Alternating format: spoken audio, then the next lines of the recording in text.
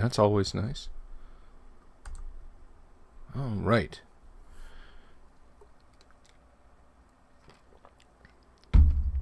Good afternoon. How the heck is everybody? Good to see you again today.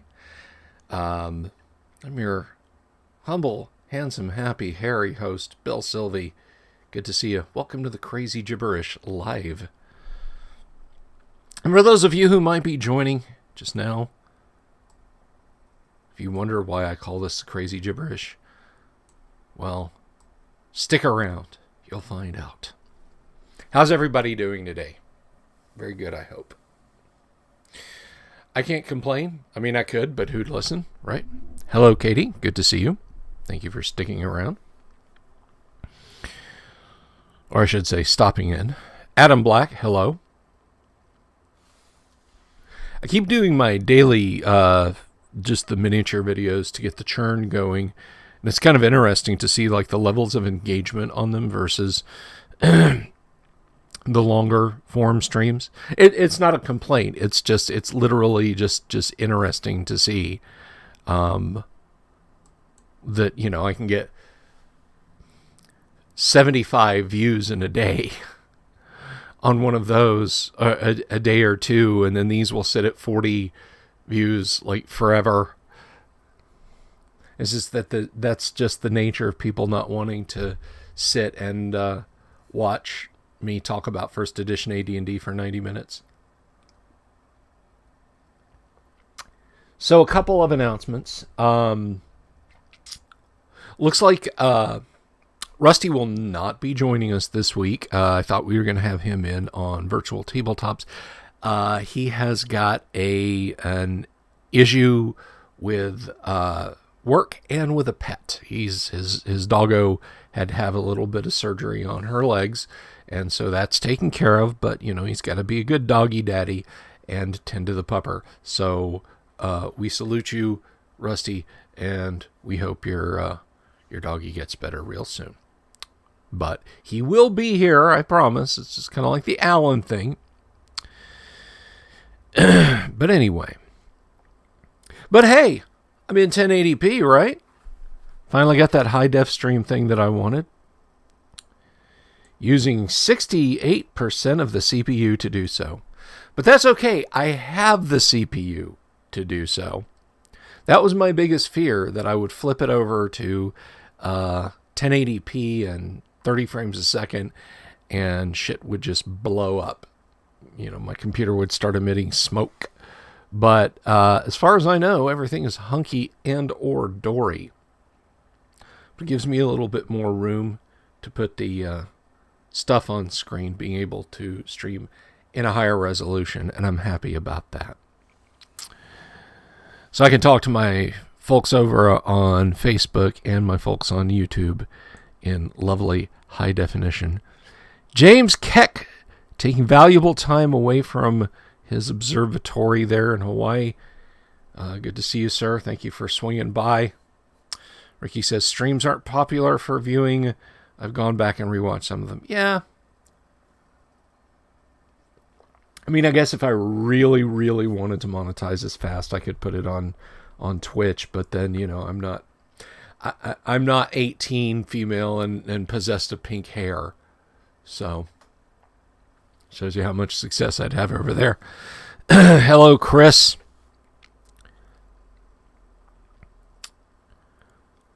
We'll wait for a couple more folks to filter in, and then we'll get started. I will mention, yesterday I was talking about being, spiderweb there on the mic. Oh, I hope your kitty is okay, Katie. I did mention on the short video yesterday that I was stuck on the production of Gem Bag, the treasure creation application that I am writing. Yes, in BASIC. Beginner's all-purpose symbolic instruction code. Which you may scoff at. You're never going to see that, Ricky. You may scoff at BASIC. In this age of C+ and J# and Ruby and all those other application development tools. You may scoff at BASIC, but one, it's the only computer language I know proficiently, well, to a point. But two, one of my hobbies, in addition to Dungeons and Dragons, is that I like to go back and read old computer magazines because I like looking at old tech. I like looking at ads for old tech. And information, is it Information Week? I think. But it was a big trade mag until they went all digital. But anyway, all of their issues are available on Google Books going all the way back to like 1977. But you go back to the 70s and even the early 80s and look at some of the want ads. There are want ads for professional people, professional jobs for people coding in BASIC. Coding in BASIC. Could dye my beard. Shave my beard first. Pool of Radiance stream would get some viewers. Yeah, I might redo the Pool of Radiance because, like I said, I streamed it. I streamed Pool of Radiance last year, or maybe it was even earlier in this year. I don't recall now. Like on Saturday nights, I would stream Pool of Radiance plays. I may go back to it. I don't know. I honestly don't know.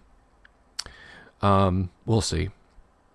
But anyway, to go back to what I was saying, yes. Applications used to be developed, business applications used to be developed in good old BASIC. So if it's good enough to run businesses back then, it's good enough for hobbies right now. But someone reached out to me in email today, and if you're on the stream and it was you, I apologize. I don't have my email up on this PC, so I can't see it. And offered to help if I would show them the source code. And yes, once GemBag is done, whether it is just gemstones, whether I've got it to coins, whether I've got it doing treasure types, yada, yada, yada. But once GemBag is done, hey, Bo, I'm releasing it to the public, not just as a standalone application, but source code, everything. All right. I just don't think there's a market for saleable first edition Advanced Dungeons and Dragons DM helper apps. So it's going out there for free, and you can do what you want with it, modify it, what have you. Cam says, I can't stay. Oh, hey, Cam. Hi and bye. Have a great day.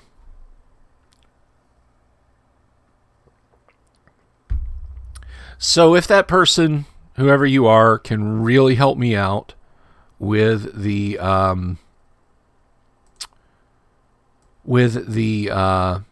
app and getting it written, thank you 1,000 times over. Your rewards will be me saying thank you.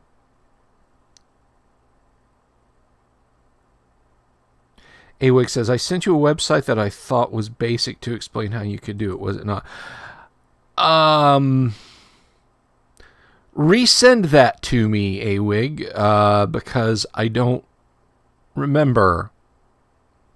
Put it in the App Store and make millions. Millions of pesos, millions of Zimbabwe dollars, perhaps. But yeah, Awig, please resend that to me. And I will. It may have gone into spam. Not like I manually just said I don't want to read Awig stuff. I'll put it. But it may have automatically gone in there. I mean, if it was you who sent me something last night, then yes, that's what I'm talking about. But if you sent it to me at some point in the past week or so, it could have very quickly gotten pushed off my main email page, or it could have fallen into the nether void of what do you call it? Spam folders, you know. Google's AI deciding what is and is not spam. Hey, Chris Moneymaker, you sent it this morning. Okay, that's kind of what I'm talking about. So I'll check it out. Yes, folks, Awig is the person who offered to help out. So, with that preamble aside, we've got 10 folks here. Let's dive on in so we're not doing this all day. Not that D&D isn't fun, because it is. It was I, Dio. She moved the hair aside and leaned out. So, I tend to think that every type of game, every type of action-oriented game, and truly AD&D is an action-oriented game. I mean, it's right there in the title. Dungeons and Dragons. I mean, that doesn't sound boring. It doesn't sound boring to me. I truly believe that all of these games have a doom guy. They have someone in them who can rip and tear until it is done. They look at the enemies and say, "You are huge, so you must have huge guts." And in 1st edition Advanced Dungeons & Dragons, as the fighter class goes, the Doom guy, the only one they fear is you guy, is without a doubt the Ranger class. The Ranger class is largely modeled after Aragorn in the novel The Lord of the Rings, not in the film. In the film, although he was well portrayed, Aragorn was an uncertain wimp. If you've never read The Lord of the Rings, I think you will be pleasantly surprised by the fact that Aragorn is confident. He's not cocksure. He's not arrogant, but he is confident. He knows he's to be king, and he knows he's powerful. Huge loots as well, yes. And onto that, we have the Ranger for AD&D. Now, the Ranger is the first class we're exploring that did not firmly have its roots in original Dungeons & Dragons. And by firmly, I mean the Ranger was originally proposed, written up, created by a reader of the Strategic Review, which later became The Dragon and then later Dragon Magazine. The Ranger, Gary adopted it, tweaked it, made some modifications, and we have the awesome Ranger class that we have today. Let's take a look at it and see why, just like the Paladin, but in different ways, it can be a hard row to hoe. So let's open our players' handbooks. We are going to zip down. We're going over to page 25.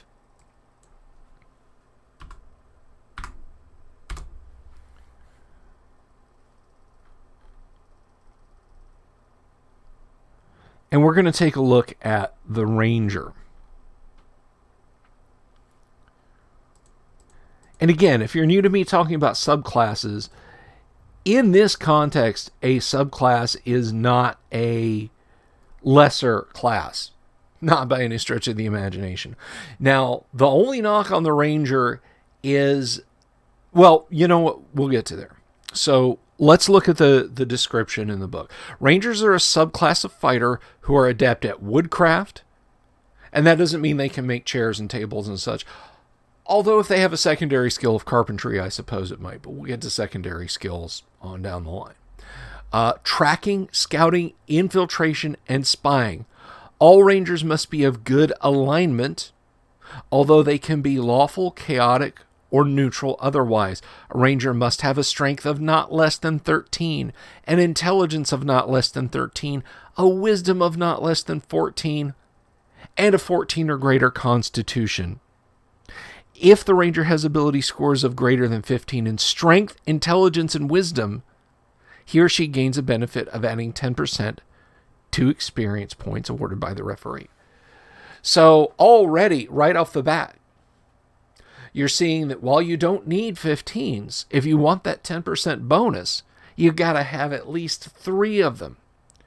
So just dicing up a ranger it's not easy. It's not terribly hard. I mean, you're more likely to get 2 13s and 2 14s than you are, say,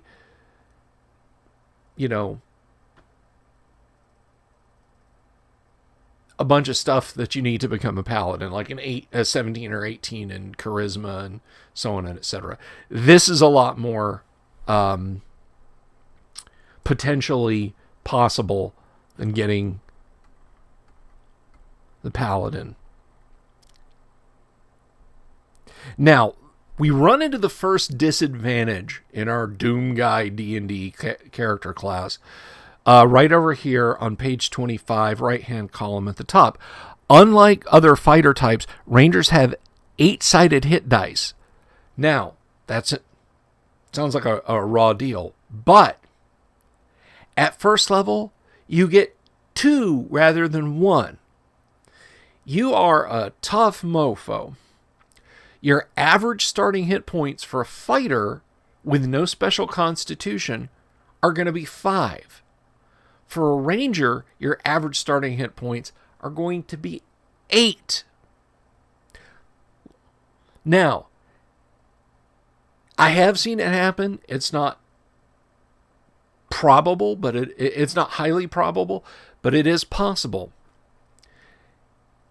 If you create a ranger, or if you have everything to create a ranger, and you come up with an 18, and you put that in Constitution, your average starting hit points are going to be 13. You have the potential, and again, I've seen this happen once or twice before, to start with 23 hit points. A first level character with 23 hit points. That's more than some magic users can aspire to in their entire lives. Out of the box, you are tougher than an ogre. You start to see where an average ogre. But you start to see where this reflects Aragorn from The Lord of the Rings. And they get 11 hit dice rather than 9. Now, the odds of this happening are, well, so small I can't calculate them. But by the time you stop rolling hit dice, your ranger could have 88 hit points. And let's say you've got that 18 con, 88 plus 55, that's, let's see, 5 and 8's 13, and it's, 140 hit points you could potentially have.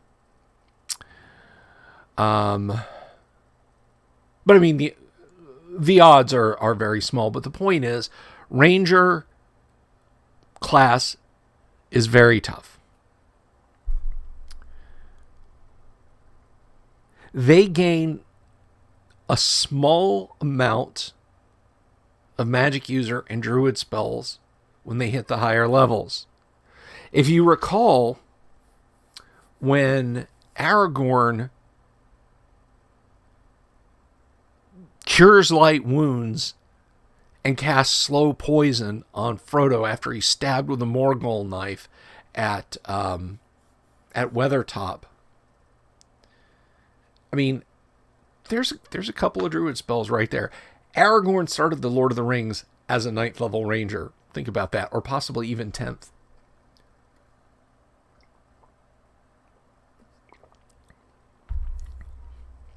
Now, I mentioned a Doom comparison. You know, you're the only thing they fear. And we're going to find out right here.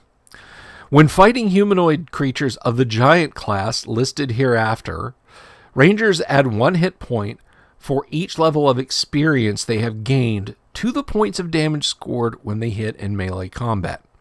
Now, I do take issue with Gary here. I wish he had said giant kin rather than class because of some of the monsters listed here. Giant class creatures are bugbears, ettins, giants, gnolls, goblins, hobgoblins, kobolds, ogre magi, orcs, and trolls. A 5th level ranger hits a bugbear in melee combat, and the damage done to the opponent will be according to the ranger's weapon type, modified by strength, and +5 for his or her experience level because the opponent is a bugbear, a giant class humanoid. Rangers train to kill these creatures. They're out in the wilds. If you recall, again, Aragorn and 50 other rangers kept all of Eriador free of orcs, mostly free of trolls, ogres, anything the dark powers could throw at them or that might just wander through. And they protected the borders of Bree and the Shire and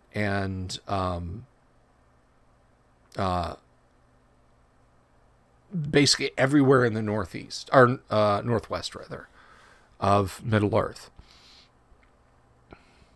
Although I think the elves probably kept Rivendell clean. But consider that for a minute.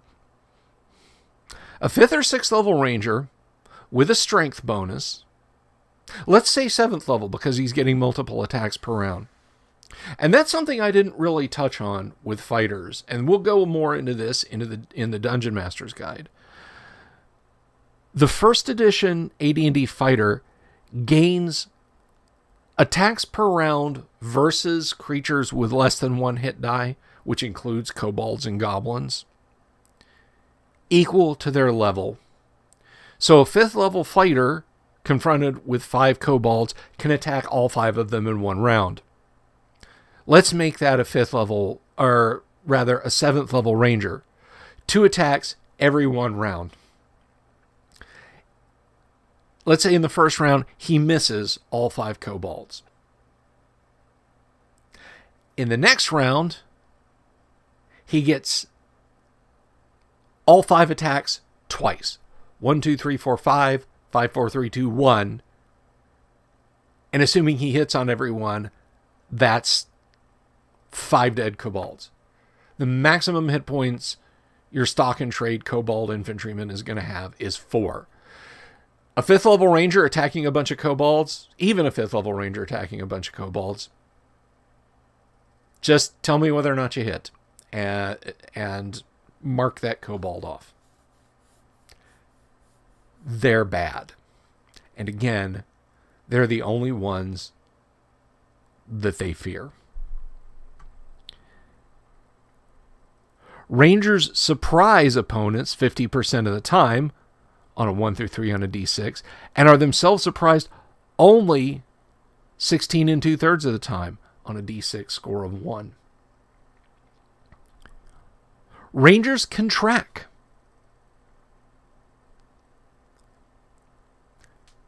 Stuff can go by for days, and rangers can potentially track it. Underground, they have 3 turns to track something. They have a base percentage chance to track of 65. If they go through normal doors or use stairs, it drops down to 55. If they go through trapdoor, 45. Up and down a chimney or through a concealed door, 35. Passes through a secret door. Ranger has a 1 in 4 chance of being able to follow something. It's like, he went that way. Well, there's a wall over there. Yeah, but now the party knows there's a secret door and that they should search for it. Outdoors, that blows up to a base 90% chance. So, and it's plus 2% for each creature in the party. Our 5 kobolds flee before the ranger can turn them into mincemeat. The ranger chases after him. He's got a 100% chance to track them. Let's say he slacks off and waits a couple of days. He's still got an 80% chance. The kobolds will have to have been gone for 10 days before the ranger has no chance at all to track them. Unless it's raining. For each hour of precipitation, it's minus 25%. At 8th level, rangers gain limited druidic spell ability, and additional spells are added through the 17th level. That doesn't mean you get to cast 8th through or ultra high level druid spells, but you still get lots. At 9th level, they gain magic user spell ability. They can't read scrolls from druids or magic users. And here's more Aragornness. At 10th level, rangers are able to employ all non-written magic items which pertain to clairaudience, clairvoyance, ESP, and telepathy. Remember Aragorn confronting Sauron through the Palantir? There you go. And at 10th level, each ranger attracts a body of 2 to 24 followers. These henchmen, once lost, can never be replaced, although mercenaries can be hired, of course. These followers are determined by the DM, who then informs the ranger. So when your ranger hits 10th level, 2 to 24 followers will seek them out and wish to adventure with them. Classed, leveled followers that the GM has to create. And they do have some restrictions. Any change to non-good alignment immediately strips the ranger of all benefits, and the character becomes a fighter with 8-sided hit dice ever after and can never regain ranger status. They may not hire men-at-arms, servants, aides, or henchmen until they attain 8th level or higher. No more than 3 rangers may ever operate together at any time, so you can't have like the all-ranger party. That would just be too OP. Now, this is important. I don't think he's watching, but if my friend Richard Doran is watching this, I'm directing this statement at you, Rich. Rangers may only own those goods and treasure which they can carry on their person or place on their mount. All excess must be donated to a worthy communal institution or cause, but never to another player character. See the paladin above. Although rangers do not attract a body of mercenaries to serve them, when and if rangers construct strongholds, they conform to the fighter class in other respects. So if you remember about establishing a land hold and clearing a hex and having settlers move in and collecting taxes basically from them, that's what that covers. And we look here. I think it's very sweet that the 2nd level ranger is called a strider. But let's start. Runner, strider, scout is 3rd level, courser, tracker, guide, pathfinder, ranger, ranger knight, ranger lord, and it's ranger lord thereafter. Starting at 8th level, you get that first druidic spell at 1st level. And they go on up through 17th level, which you hit basically your maximum. It doesn't follow the druid spell progression. Well, it kind of does in that these are druid levels, but you don't get to cast spells as a 17th level druid or as a 17th level magic user. You get to cast them at max as a 3rd level druid and a 3rd level magic user. And down here it notes that now your attacks per melee round, I misspoke. I said they kicked in at 7th level, multiple attacks per round, but they kick in at 8th level for ranger. So it makes it not quite as horribly OP as it might be.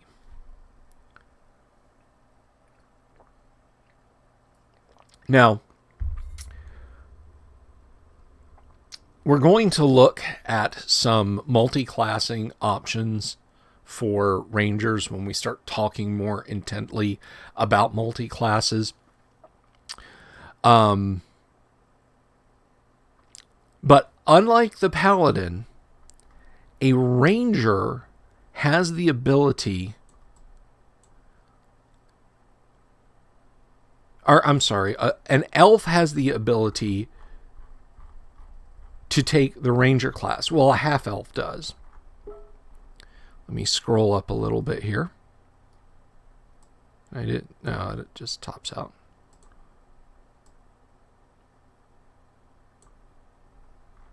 Is that what I'm after? Let's see.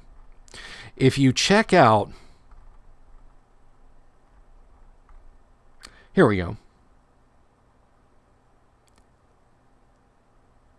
Half-elven characters can be rangers up to 8th level.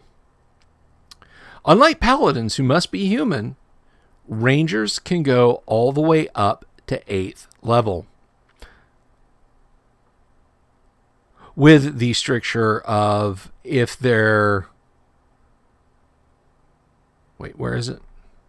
Half-elven, ranger, 4... Less than 17 strength are limited to 6th level, 17 are limited to 7th. So you have to have a strength of 18. So if you want to be a half-elven ranger, and that's certainly a cool thing to do, you've got to you've got to make sure that you stick that extraneous 18 in your strength if you want to max out your level as a ranger. Now, since you can't really get followers until 8th level, and I want to talk about best practices here with the ranger a lot. Since followers are not really your jam until higher levels, make the most of your ranger's ability to surprise and not be surprised. Let's just go over here. Don't be afraid. Remember, you've got a lot more hit points on average than the rest of the party. I mean, there's just as easy a chance that you could roll 2 1s to start. And hey, your first level ranger starts out with 2 hit points. And if you don't have a con bonus, you might not be as durable as the magic user in the party. But odds are that's not going to happen. As a ranger, you should focus primarily on stealth. Studded leather armor, that sort of thing. Things that make it very hard to hear you as you move through the undergrowth.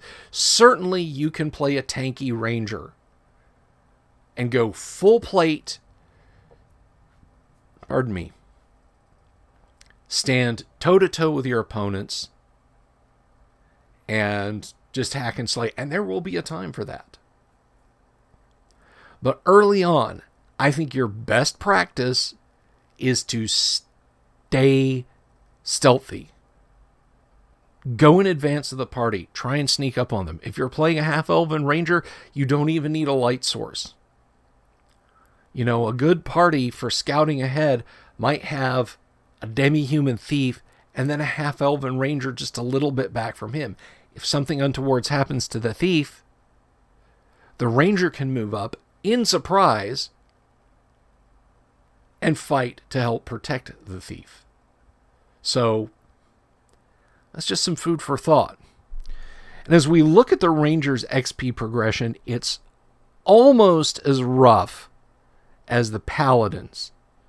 Not quite so bad. It's off by a few hundred points. Yeah, a paladin is in 3rd level from 5501 to 12,000. For a ranger, it's 4501 to 10,000. So you can see for a ranger, leveling is a lot easier. But with a ranger, fighting humanoids is your meat and drink. When you start reaching up around these levels, 4th, 5th, 6th, any 1-hit die or lower giant kin that you fight are going to die every time you hit them. 6th level with a magic sword that does 2 points of damage. Again, the party's fighting a band of 40 orcs. Just tell me whether or not you hit. Because if you hit, it dies. Your minimum damage on that is going to be 9, and an orc at most is going to have 8 hit points. At most.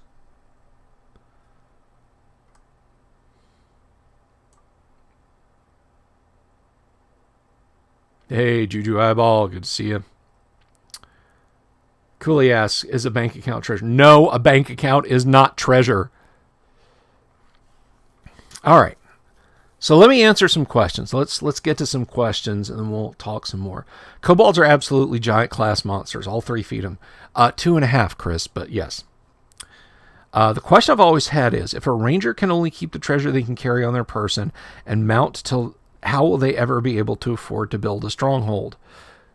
Well, that's up to you and your DM to play out. And I mean, you think about something like a bag of holding. Maybe you've got the largest bag of holding and 15,000 platinum pieces in it. That's close to 100,000 in gold. Just a thought. Trade up for gems, yes. That is an absolutely valid thing to do. I have a small dragon's hoard. I'm only allowed to keep what I can carry. I want to buy gemstones.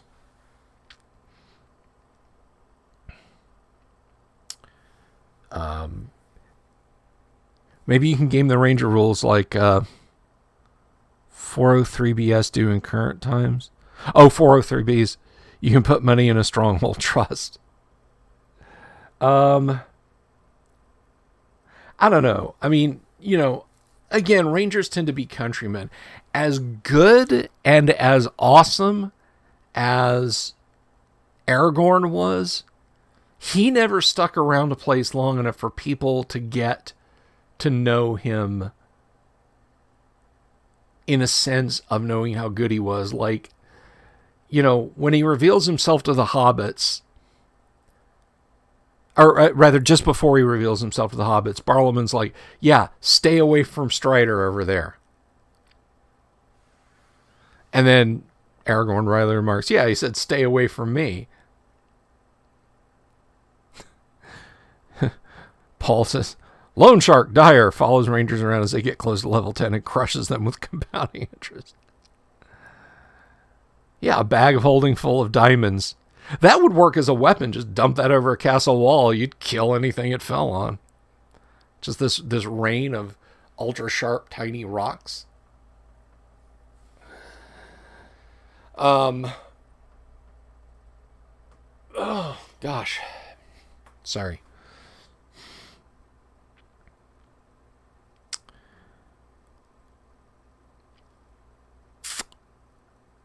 So the Ranger is pretty straightforward in actuality. There's not... I mean, there are almost literally no disadvantages and no gotchas to playing a Ranger. Just having the minimum stats, and you're good to go. The Ranger is an edgelord complex. I don't know. Oh, and one thing I'm going to point out is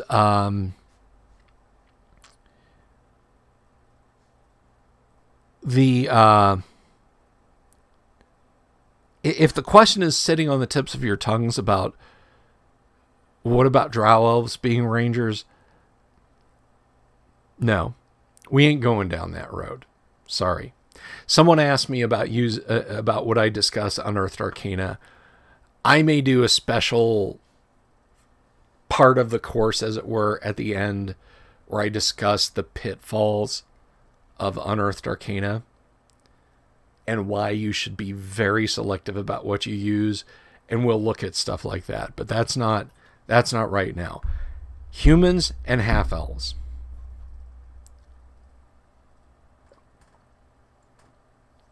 And I know mean old Gary Gygax, you know, he doesn't let he doesn't let paladins, he doesn't let halflings be rangers or gnomes be paladins or, you know, dwarves be magic users. That's just the way it goes in first edition. All rangers are Aragorn. Yeah, that's pretty much it. And I didn't used to think that. I used to think the ranger in AD&D was more like an army ranger. And for a long time, actually, until like the early 90s. Or early 2000s. But then I really sat back and looked at it and I said, no, point for point, this is Aragorn. So yeah, the Rangers of the North, you know, people, oh, you can't play a Lord of the Rings game with at first edition Advanced Dungeons and Dragons. Oh, yes, you can. Right there. Give Gandalf some magic user and druid spells, and you're good to go.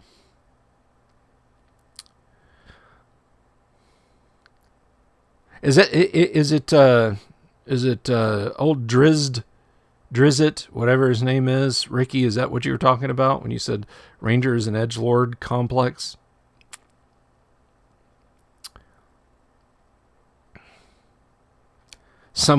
Groove says, someone suggested flooding enemy cities with gold to deflate their economies once. I thought that was funny. Yeah, you do that, I suppose.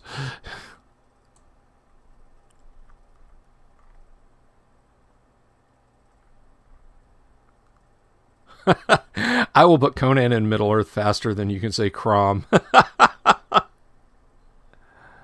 So, I don't think Conan would hate the people of Eriador. He wouldn't hang out with them.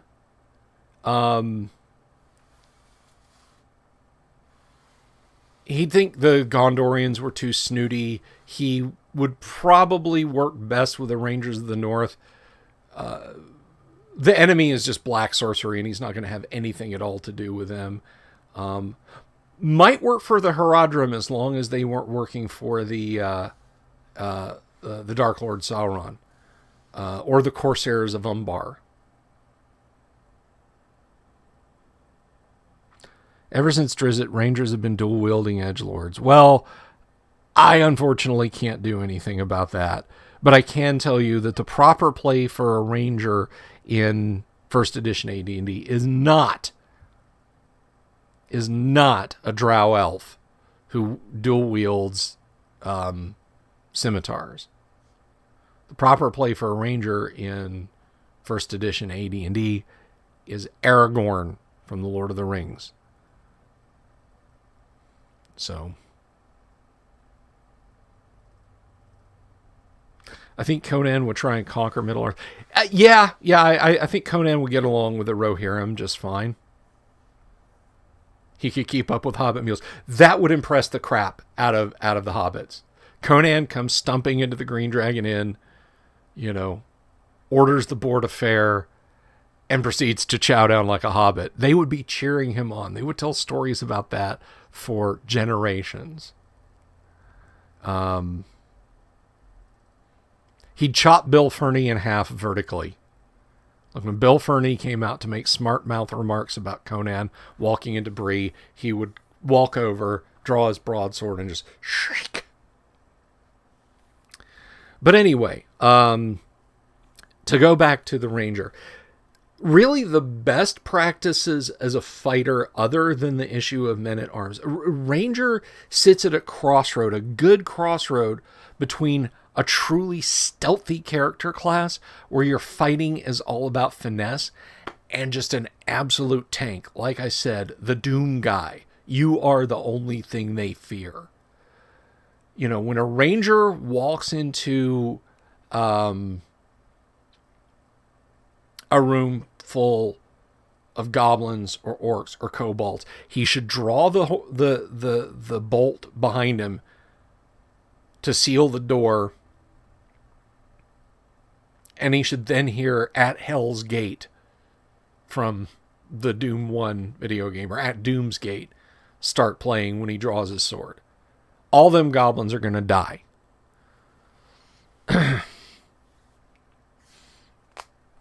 So that's my thoughts. That's looking at the Ranger. You start out super tanky. On average, as you go forward, you're going to get slightly less hit points than the fighter. But you're doing so much more than a fighter. If you're going to play a Ranger in 1st edition AD&D, don't just play him as a fighter who can track and do a little bit of extra damage to monsters.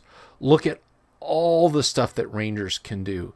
Be cognizant of the just tiny bits of limitations with regard to treasure, but otherwise, Ranger is an exceptionally fun class to play. If you're introducing someone to 1st edition AD&D and you really want to hook them, maybe instead of saying, okay, here's Bob the Fighter, that's what you're playing. Maybe say, here's Robert the Ranger, that's what you're playing. Give him a little taste of the power. Let him do a little bit more damage to the goblins. Give them the ability to be sneaky. Pull them in with the shiny toys. That's another best practice, but that's more of a DMing best practice, and we'll get to those. Every Ranger needs a portable hole. Well, there's no stricture on Rangers for magic items, so, a Ranger could load up. Yeah, I've got my +4 studded leather armor, my +3 longsword, my boots of striding and springing, my elven cloak, my bag of holding, my portable hole in separate pockets, a +3 longbow, +2 arrows, and in a holster over here, I've got a wand of magic missiles. That's your Christmas tree Ranger right there. That I, as a DM, wake up in a cold sweat at night after having a nightmare about that Ranger at my table. Just that is the party's I win button. Okay, everybody line up behind Robert. He's going to do it all. When he hits 8th level, he's just let him go. Oh, it's an ogre? Yeah. Robert, come over here and kill the ogre.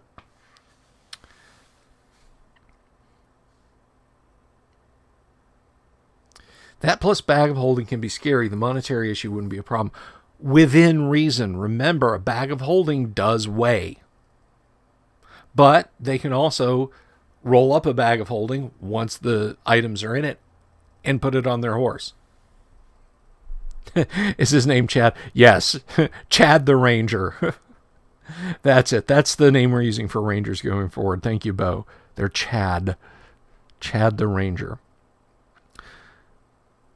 So, surprisingly, for such a versatile class, there isn't much to say. I mean, you are the manliest of men. You can roll into a group of humanoids. Now, this does not speak to your survivability against the same things that can kill the rest of the party that aren't bands of humanoid giantkin. You're going to crisp and die exactly the same if the mid-level party gets breathed on by the huge ancient red dragon. The 10 magic missiles from the necromancer's hand are going to blow holes in you and leave you looking like Swiss cheese. Exactly the same as they will anyone else in the party. So don't try and play them like they're invincible superheroes. They're not. They just have a distinct set of advantages over a normal fighter that are not that easy to come with.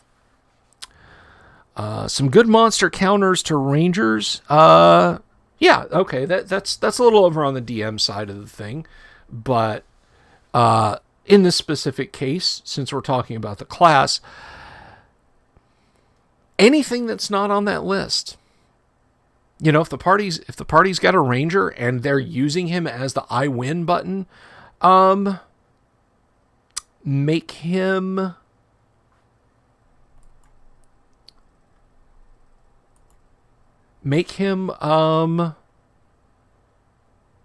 send him in against lizard men.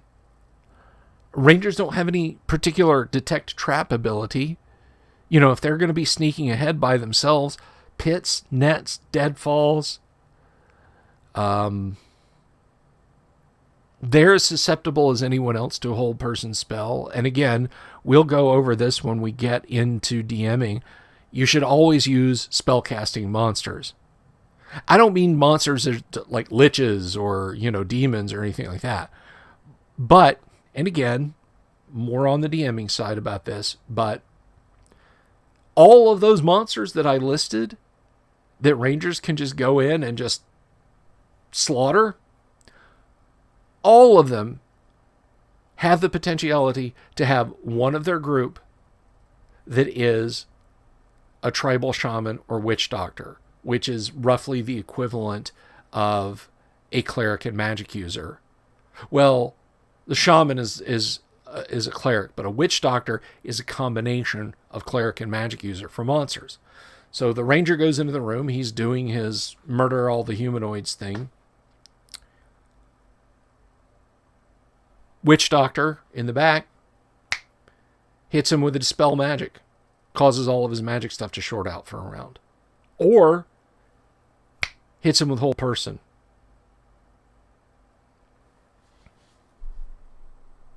Pit live Tyler up against a ranger. What's this? A ranger off his guard? Oh, one of the funniest memes I've seen is it's just got a little text at the top, and it says, Elrond, this little boy is Aragorn. He's going to be staying with us a while. And then there's a picture of Liv Tyler from some Aerosmith video, striking a very vampy, I want that pose. And next to it, it just says Arwen. So she's right there. She's right there. I know it's your boyfriend, okay? It's all right. But anyhow, no, in battle, Ranger's just as susceptible, but if the stealthy ranger, and this is more of a warning, your dungeon master will know that you're off by yourself if you're doing the recon ahead of the party thing. And if the monsters are sick of getting slaughtered by, Jack Palance in a pointy green leather cap, then they're going to start to take precautions. They're going to have counter recon set up. Again, all those deadfalls, a silence 15-foot radius spell on your ranger. It's like, oh, well, Chad up there must be having a fine old time. Chad's under a tar-covered rope being beaten to flinders by kobolds armed with wooden clubs, and he can't get up and do anything, and nobody can hear it. So, those are definitely some tactics to use against the wayward, incautious ranger.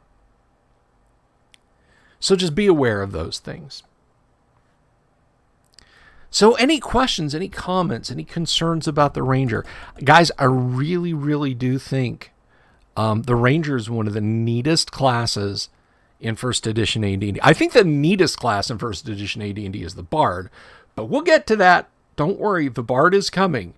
I feel like a professor, I'm teaching you guys basic math. Don't worry, we're going to get to fun stuff later. We'll talk about using math in video games later, but right now we got to learn to add, subtract, multiply, divide. But yeah, I think the Ranger is one of the coolest classes. The Paladin is my favorite. Hands down. If somebody right now said, Bill, I'm going to run a huge AD&D game that's going to last for months or possibly years, I'll let you take at least the minimum stats to play something. Paladin. I wouldn't even let him finish the question. Paladin.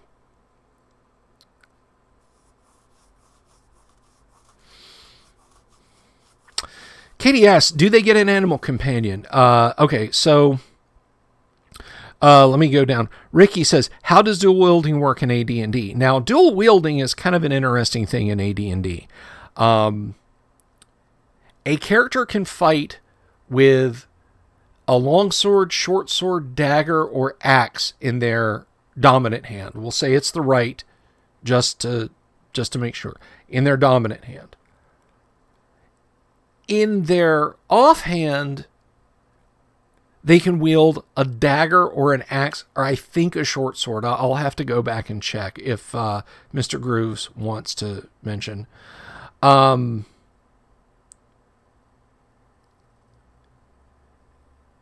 But the thing about it is you have to be strong enough to really be effective with them. If you're dual wielding, your dominant hand strikes at -2. That is, you roll a d20, you rolled a 20, that becomes an 18. And your offhand is -4. And you roll for each attack separately. So your dominant hand, you rolled a 20, you're attacking at -2. Notwithstanding any other bonuses. So that now becomes an 18. Your offhand,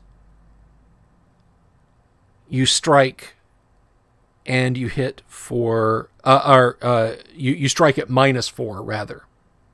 You strike at -4 with your offhand. If you have an 18 strength, the 2-hit bonuses can negate that. And if you have magic weapons, you can actually still attack with bonuses with your dominant hand and your offhand. But generally speaking, if you have no strength bonus and you have no magic weapon, you're at significant negatives.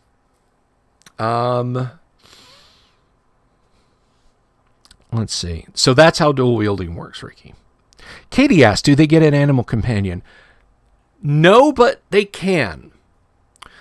Like I said before, rangers at a level begin to cast magic user spells. That spell can be find familiar. A ranger can gain a familiar and all the benefits thereof. You know, a ranger with a pseudo-dragon familiar would just be a terror. But by that point, they're 10th or 11th level. They're already pretty terrifying.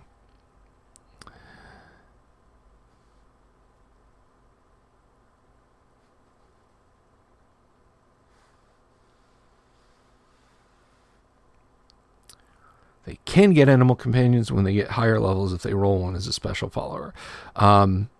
Yeah, I think Chris and I are talking about the same thing. So yes, you may cast as a ranger, find familiar, and thus gain a familiar. It can be a brownie, which could present all kinds of weird issues. You'd have a brownie, which is slightly shorter than a gnome, but they're intelligent creatures, just like show up like, I guess I'm hanging out with you from now on. Can my animal companion be the rabbit of Caer Benog? No, because the rabbit of Caer Benog is a chaotic evil aberration, and rangers must be good. So no, it would kill you. Sorry, Bo. I bet you didn't expect an actual answer, did you?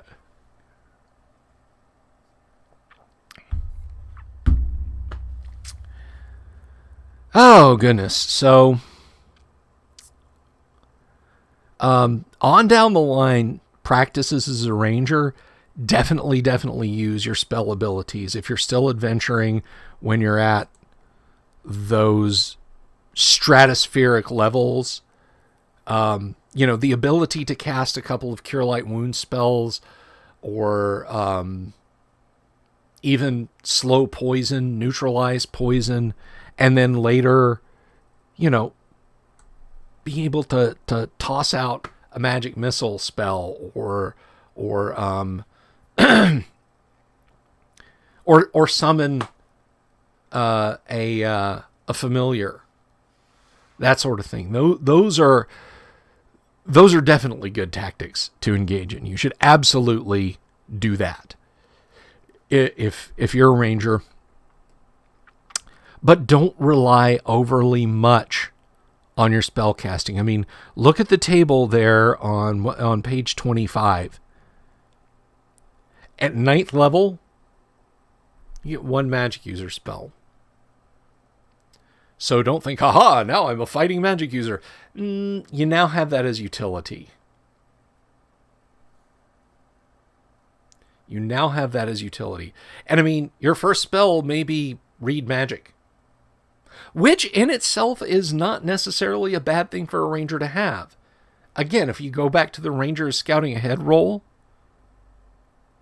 and he comes to, a door that appears to be, I'm gonna cast read magic and see if these runes are magical. Well, that's a fine thing for rangers to do, and definitely fits within the mold.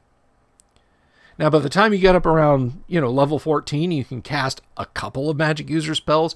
Maybe you've acquired more spells into your spell book, because I can only assume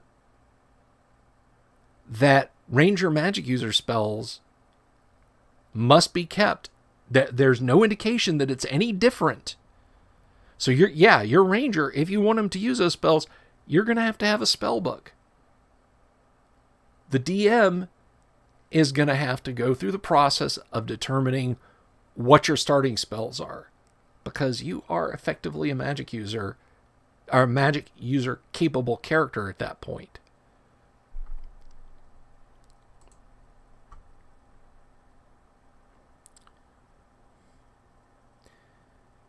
Animal Friendship as a level 1 druid spell for the ranger if he's looking for something more mundane. Sure, absolutely. Thank you, Paul. I haven't looked at the druid in a little bit yet, although I should, because you're playing one. And so they could Animal Friendship just about anything within reason. Now someone might ask, they can cast druidy spells. Do they get more spells for higher wisdom? No. They do not. They are not dedicated druids, just like paladins are not dedicated clerics and don't get bonus cleric spells for wisdom when they reach 9th level. No such bonuses for druids anyway, but especially not for rangers. Sorry, Bo. Yes, the Rabbit of Kerbenog would make a poor animal companion for anyone, unless you're chaotic evil yourself, and even then your own life might be in danger. So that sums him up, guys. That's the ranger in a nutshell right there.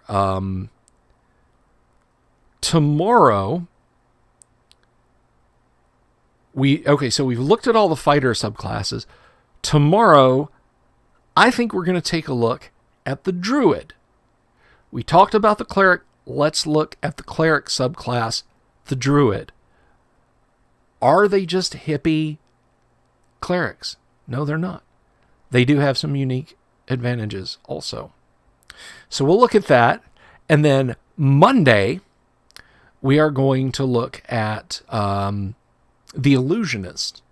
So druids tomorrow, illusionists on Monday, and then Tuesday we'll have post-campaign wrap-up, and we'll look at the assassin, the thief's subclass. Then Wednesday of next week, we're going to have a look at the monk. Thursday of the following week, we're going to... Thursday of the same week, the following week. Thursday of the same week, we're going to look at the bard. Oh, man, I love the bard. And then, to wrap up the player's handbook, we're going to do... We're going to look at psionics, the oft misunderstood, oft maligned other magic system in Dungeons and Dragons across the ages. But we'll look at it specifically in the context of AD&D. And even though I don't want to delve too much into house rules, I'll tell you how you can fix psionics. It's very easy. There's just the two little software patches you have to do to make psionics work. And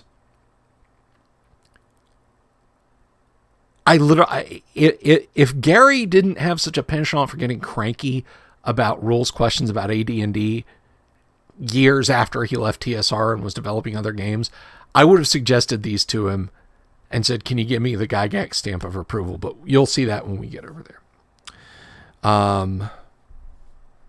Katie says, it seems in new editions, the Ranger is less Aragorn, more Robin Hood, all about bow tricks. Yeah. I mean, Rangers are good with bows. Oh, that's something I didn't touch on. Thank you for bringing that up, Katie. Weapons proficiencies. Rangers start with 3, just as Paladins do, but they have the same advancement as fighters and Paladins. They add a new one every other level. So for your Ranger, longsword, dagger, or hand axe, and a bow of some kind. Those are my recommendations. So, yeah, next week we have the unit on druids, the unit on assassins. Then we're going to look at the bard, the monk, and psionics. So we may finish the player's side of how to play first edition AD&D next week. We may. As always, guys, I know it's a bit of a haul to ask everyone to plunk down and listen and watch for an hour. But any feedback, like, I may do just like a feedback day, just like a week from this coming Monday, just like say, okay, here's the live stream. You guys tell me if you really feel like you've been learning how to play first edition AD&D and not just Bill holds court on a few AD&D topics, because that's what I'm really going for is, I hope you guys have gotten PDFs and that you've been looking at this and you've been looking at how awesome the classes can be. And then, I mean, the Dungeon Master's Guide, that may never end. I mean, it isn't that much thicker than the Player's Handbook, but there's so much more material in there, and there's so many nuanced things in there, so many nuanced approaches in the Dungeon Master's Guide. When it comes to best practices, almost every separate section of the Dungeon Master's Guide requires a nuanced approach. So, yeah, I definitely want to hear if you guys feel like you are learning to play, or at least learning how Advanced Dungeons & Dragons is played. I absolutely want that feedback. So let me know. Also, in the coming week or weeks,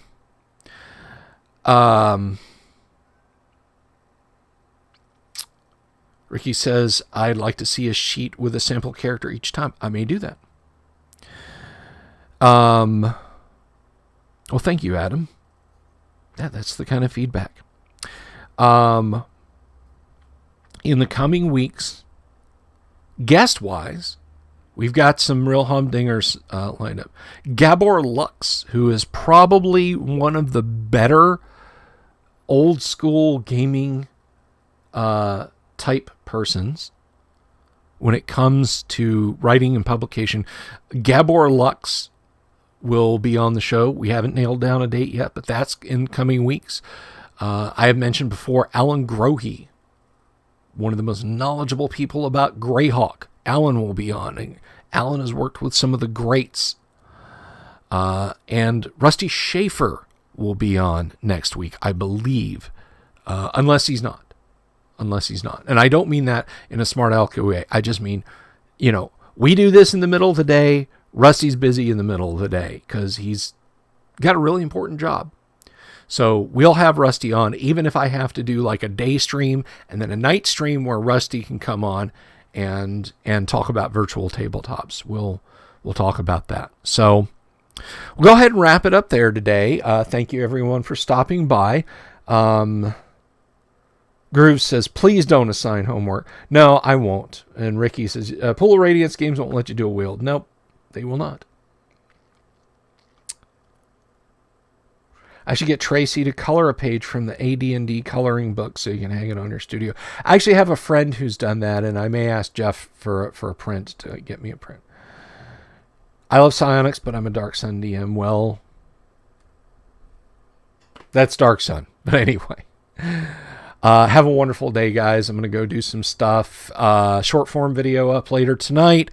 As always, be good to each other. Be well. Stay safe out there. And have fun. And if you don't have a player's handbook, get yourself a player's handbook. All right? Follow along. AD&D First Edition is great. Thank you, Grooves. Thank you, everybody. I love you all. Have a fantastic day. I'll see you tomorrow. Peace.